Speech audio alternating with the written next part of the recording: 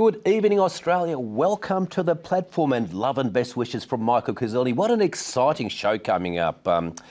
Nicola Charles, can you remember this lady? She was one of the stars on Neighbours. She'll be coming up very shortly. We've got three very, very exciting girls from the Ultra Tune ad, and the ad has changed their lives. Tanya George is a spectacular musical performer. She's got one of the nicest voices I've ever heard. And of course, we've got the great man, Warwick Kappa, and Rosie's got a very, very special guest for us tonight. But let's have a look at one of the best Neighbours stars, Nicola Charles. Neighbours, everybody needs good neighbours with a little understanding. You can find the perfect blend. That's when good neighbours become good friends. No family, no boyfriend. I'm just trying to be happy. Oh, now, Sarah. It's all right. There's no rule that... Come on, come here. There's no rule that says you have to be happy all the time. Oh, God, I'm a super mess. Stop apologising. You're just letting things get on top of you, that's all. Let it out. Sarah, you listen to me. You're an incredibly beautiful woman. You're vibrant. You've got a fabulous personality. As I said to you, I'm sure the right guy for you is just around the corner.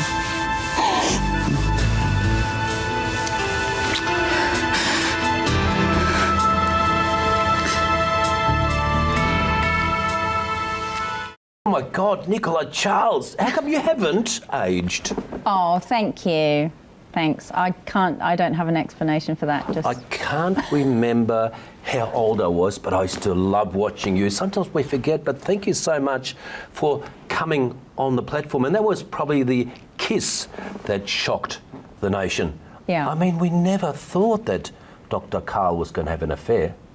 No, the plan was not for him to have an affair. And then we had a script meeting, which we had every Tuesday, and they said they couldn't think of a storyline for Sarah at that time. And if I had any suggestions, please bring them in. And I looked around the green room and I decided that Alan was probably the actor I wanted to work with and learn from the most. So I wrote the affair storyline, which immediately got rejected because they said they would never break up the Holy Kennedy family. And then a year later, I think there was a dip in ratings and they decided to give it a go. Isn't that amazing? Yeah. And how did you seduce him? For the scene? No, in the green room. Both. He's a really, really sweet guy, happily married, with a lovely wife. But on the day of filming, actually, I did have pangs of guilt because it was my first on-screen kiss as an actress. So while he was busy brushing his teeth in the bathroom, I ordered a garlic pizza because I thought, you're not going to enjoy this, mate. This is work. Have you seen him since? Yeah, I see him a lot. Yeah, we get on really well.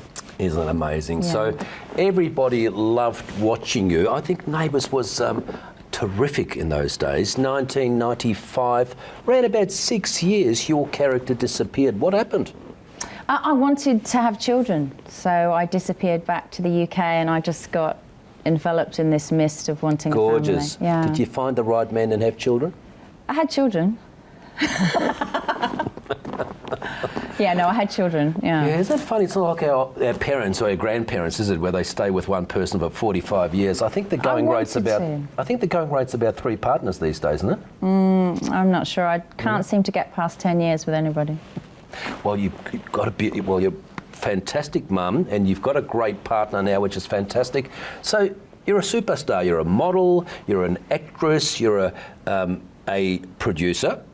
Was, briefly, yeah. Well, you still are, and now an author. But before we talk about the book, tell us about the journey. So we're doing Neighbours. Yeah. Tell us about the most exciting memories from Neighbours and the worst. The most exciting, the loveliest memories I have is that it's such a good training ground for actors. So it was fantastic to be so young and learn what to do on set, because I didn't have an idea. I was literally a model turned actress, which was sort of frowned upon in those days. When I first started, I actually had to have the cameraman tell me to turn around because I was facing upstage and the cameras couldn't see me. So it was literally from scratch. That's amazing. So where did you get those great acting skills? I'm a very serious person. It's not the most exciting thing to know about me, but I am very serious. I take everything very seriously, and I'm a bit sort of oversensitive and over-emotional. So I found that it was easy for me to get inside the minds of the characters. Also, you didn't have that NIDA degree or the National Theatre like I did go to a drama school for fun as a kid in the UK, but I was really more interested in the dance element of it, and I did a bit of that. And didn't think I would pursue the acting. And when I actually went to Grundy's for a job after arriving in Melbourne, I went to be a model on The Price is Right. And I don't know who the young girl was on reception, but she called Jan Russ down. I remember Jan Russ. Everybody was sucking up to Jan Russ to get onto Neighbours. Oh, I didn't know who she was, thank God. It was I bad think I enough. even went. She looked at me twice and said, "There's the door, close it from the outside, please." I remember Jan Russ. She was upstairs in upstairs, Richmond right. or something. South Melbourne. South Melbourne. Yeah. She was a very cool woman. She was like that lady in James She's Bond. lovely. And I'm still friends with her today, her and her Are son you? Sam. Yeah, they're lovely people. You put in a good word. It's such an honour to have you here, really. Thank it you. must have been so exciting when you left Neighbours and then all of a sudden you're back in the UK, because the show is a smash hit in both Australia and UK. Tell me what happens when you land in the UK. Well, it's bizarre because you film the show in Nunawading, this little sleepy suburb in Melbourne, and then you go back to London and do your shopping in Harrods, and the woman behind the counter freaks out because it's Sarah from Neighbours. So that's quite bizarre that you could film something in a sleepy suburb and everyone in the world knows about it. And it was tricky for my parents, you know, because they hadn't been used to anything like that. No, you little superstar. But it affords you good things. I remember Bert Newton, I think, tried to pick you up. Let's have a look at the clip when Bert Newton interviewed you. I get approached all the time to do every TV show going and do the cover of every magazine, and yeah, it's pretty Nice full on. feeling, though?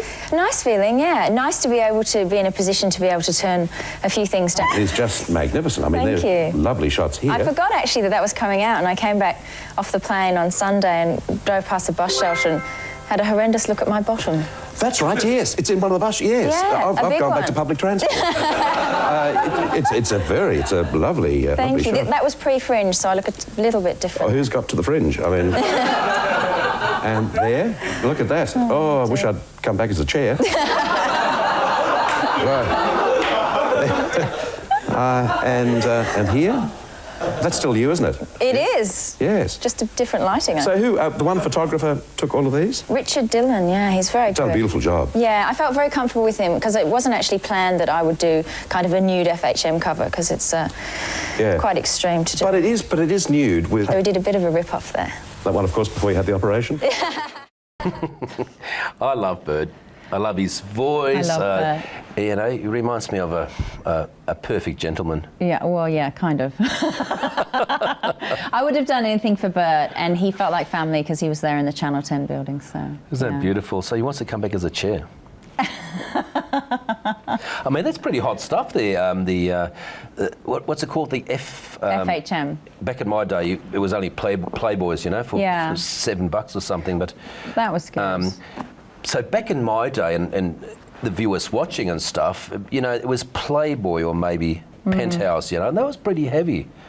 But these days, oh my God, these days on the internet, there's all these different categories, and that's really what your book's all about men getting addicted to porn. Tell us about that. So the book is called Click Monkey, and it is about a successful businesswoman who finds herself deep into a relationship. They end up having a child together with a man who she later discovers has a very severe online porn addiction and how she works her way through that. So, yeah. You know, that's so amazing, because I met a girl on the Gold Coast, and she ended up flying for one of the big airlines and ended up with a sheik in one of the Arab countries, and was part of the royal family, and he had a porn addiction, and this caused a lot of problems. So this might be, this is probably a global problem. Yeah, I had a lunch today with some writers and friends and PR people, and a lot of the writers were saying that they'd actually had partners that had had a porn addiction as well. So I think it's quite common. I think it will be sort of a chick read. Yeah, look, and it can become a problem. You know, I can imagine it can become an addiction, and I'm not taking light of this if we masturbate too much, and that's what it's all about. But for the viewers, is masturbation okay? Definitely.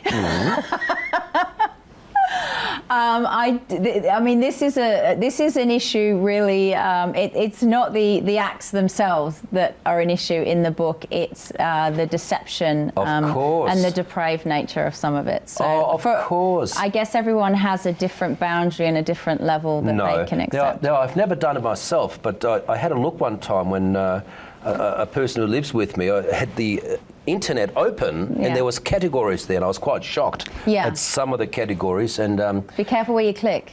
Indeed. Click monkey. That's right. That's the book. Yeah. And Nicola, it is a problem, because I'm concerned. I was talking about Penthouse and Playboy before, you know.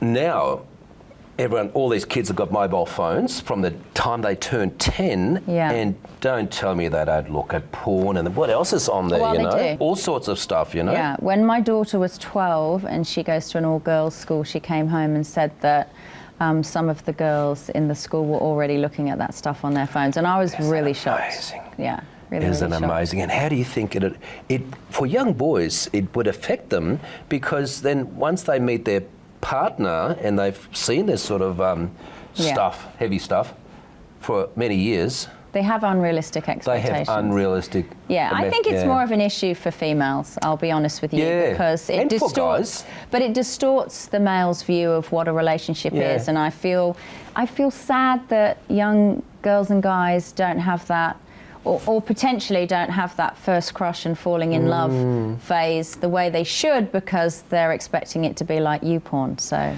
Nicola, it's a topic we could talk about for days, but congratulations on writing it, because I think it's very important to address it, because it will cause more problems down the track.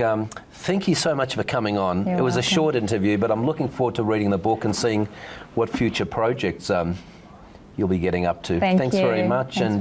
Thank you very much, viewers, for watching. We've got Warwick Kappa and Warwick's World coming up very shortly.